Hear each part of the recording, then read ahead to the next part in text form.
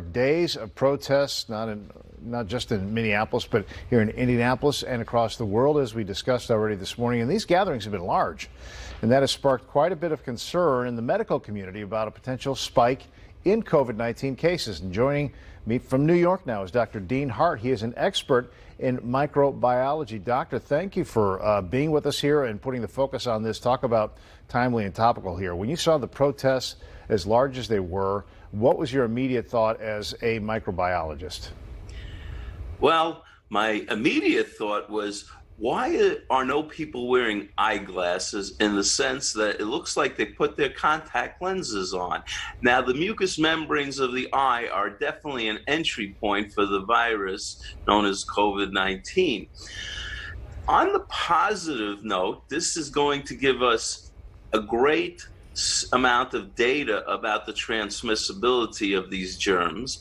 On the other hand, the exposure to the COVID virus is definitely occurring in those events. When you chant, as any good protest would have, you're yelling out and expressing a thought.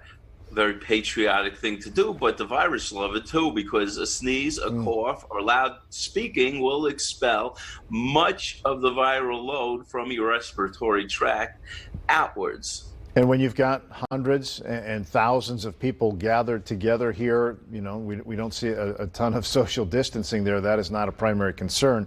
What is your concern, or how great is your concern about seeing a spike in COVID cases? And do you think it could lead to a second wave with more potentially stay-at-home orders? Well, it is an amazing experiment if you're a mad scientist like I am. Microbiologists love this thing, because what happens is we'll get a ton of data, and the questions you ask are exactly right.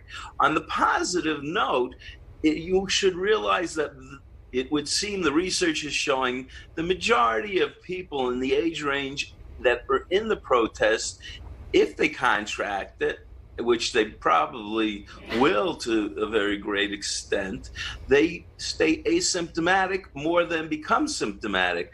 The people that are dying are the people that are vulnerable, very age-related, and certain comorbidities such as high blood pressure, diabetes, and pulmonary vascular disease.